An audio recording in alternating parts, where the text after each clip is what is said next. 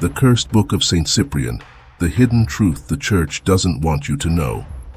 Today, Saint Cyprian is venerated by the Catholic Church and the Orthodox Church as a saint, a defender of good and the Christian faith. But few know that before he converted, he was known as one of the most powerful wizards of antiquity. Their history is marked by dark secrets, forbidden rituals, and a mysterious book that many believe is cursed. A book that, even after his conversion, continues to awaken fear and fascination in all those who dare to approach him. Who really was Saint Cyprian? And what is the true story behind this man who in life walked between good and evil, between light and darkness? Let's find out now by delving into the depths of a mystery the Church would rather you never know. The origin of a sorcerer, Cyprian, was born in 250 years, 50 AD, in the ancient city of Antioch, today known as Antakya in Turkey. The son of an extremely wealthy pagan family, from a very young age, he was immersed in a world of ancient secrets and mystical powers. While other children played innocently, Cyprian was already being initiated into the occult arts, learning the secrets of alchemy, astrology, and other forms of magic that few would dare even mention. At the age of 7, Cyprian was already considered a prodigy of sorcery. He was said to be able to control the elements, summon thunder and winds, and even form storms at will. But, contrary to what one might imagine, Cyprian was not satisfied with the knowledge he acquired. His thirst for power consumed him, leading him to seek answers and secrets in distant lands, far from his native Antioch. At just 10 years old, Cipriano left his home and began a journey that would take him through diverse cultures and magical practices. In Greece, he learned the arts of deception, dedicating himself to the goddess Ikat and improving his knowledge. In necromancy, on the island of Ricaria, he dedicated himself to the goddess Diana, delving even deeper into the mysteries of the occult sciences. But it was in Egypt, in the mythical city of Memphis, that Cyprian reached the peak of his magical ability. There he perfected his enchantments. Studying ancient manuscripts that taught how to manipulate the spirit world and communicate with the dead, Cyprian was increasingly immersed in practices that today would be considered heretical and dangerous. He became known as a great sorcerer, feared and respected wherever he went.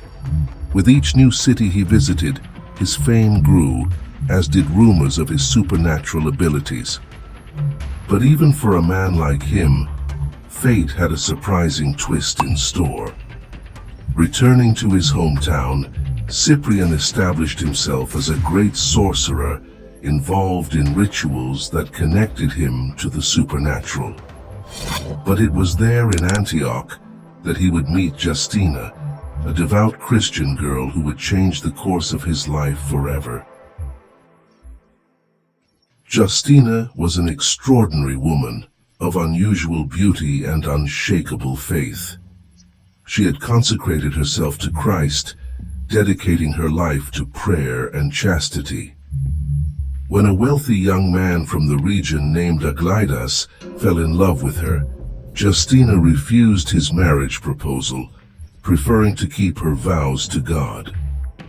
Hoping that he could use his powers to bewitch Justina and make her yield to his desire, Cyprian, confident in his abilities, performed a powerful ritual, invoking dark forces to tie Justina in a web of lust and desire. But to his surprise, the magic had no effect.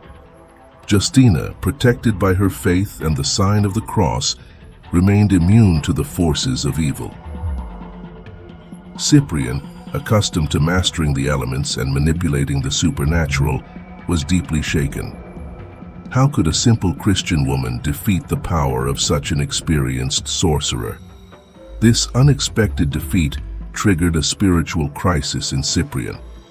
He began to question everything he had learned, and to doubt the power of the forces that Eusebius, a Christian friend, so venerated.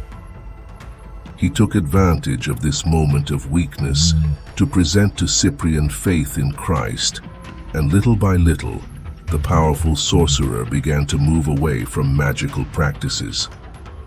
There is a story few know about the night Cyprian finally surrendered to the Christian faith. It is said that one Friday night, while walking down a deserted street, he was confronted by 14 ghosts, some of whom were witches who had known Cyprian in his previous life. The tormented souls begged for help, but Cyprian, seized by deep fear, declared that he had converted to Christianity and that he now served Jesus Christ. After this terrifying encounter, Cyprian had a disturbing dream. In his vision, an angel protected him from the souls of the dead. Showing him the power of prayer and faith in God when he awoke, Cyprian burned his witchcraft manuscripts, donated his possessions to the poor, and completely abandoned his life as a sorcerer. Despite his conversion, the story of Cyprian and Justina did not have a happy ending. Both were persecuted by Emperor Diocletian, an implacable enemy of Christianity. Cyprian and Justina were arrested, tortured, and finally sentenced to death for refusing to renounce their faith on September 26, 304 AD. The two were beheaded on the banks of the Gallus River in Nicomedia. Their bodies were left exposed for 6 days before being rescued by Christians and taken to Rome, where their remains were preserved in the Basilica of St. John Lateran.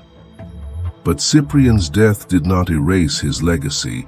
On the contrary, his story continued to spread, and the mysterious Book of Saint Cyprian, also known as the Book of the Black Cover, became a legend in its own right. This book, filled with occult rituals, exorcisms, and spells, would have been written by Cyprian before his conversion, however, which really intrigues scholars and curious. It is the fact that no one knows for sure who compiled these manuscripts and turned them into what we know today. The Book of Saint Cyprian is surrounded by mystery and controversy. Some say it contains hidden powers capable of changing the lives of those who possess it, while others believe that its simple possession can bring bad luck and disgrace. What is certain is that the book, divided into 10 parts, covers a wide range of rituals and spells, from the preparation of amulets to prayers to break curses. Among its darkest secrets, the Black Goat Prayer stands out, considered one of the most powerful and dangerous invocations in the work. But did Saint Cyprian really write this book? How could a man who burned his manuscripts when converting to Christianity leave behind such a dark legacy? The truth is, we don't know. The first edition of Saint Cyprian's book appeared only in 1846, centuries after the saint's death. Many scholars believe that the book is a pseudepigraphic work, that is, attributed to Cyprian, but written by someone else. However, the mystery surrounding its origin and stories about its supposed powers continue to fuel curiosity and fear around the world. Saint Cyprian was a man who walked between two worlds, from feared wizard to revered saint. His life is a testimony to the complexities of faith and human nature. But even after his death, the secrets he left behind continue to haunt and intrigue those who dare to seek the forbidden knowledge. And you, do you have the courage to open the pages of the Book of Saint Cyprian, or do you prefer to keep your distance from one of the most enigmatic and controversial characters in history? We say goodbye, but the mystery continues. In the next video, we will explore one of God's most powerful angels, a figure surrounded by mysteries and heavenly power. Metatron. Who is this celestial being who, they say, occupies the highest place beside God. Why do you need to know your story? Don't miss the next episode of Beyond the Bible. Until then, keep your eyes open and your mind alert. You never know what secrets are yet to come.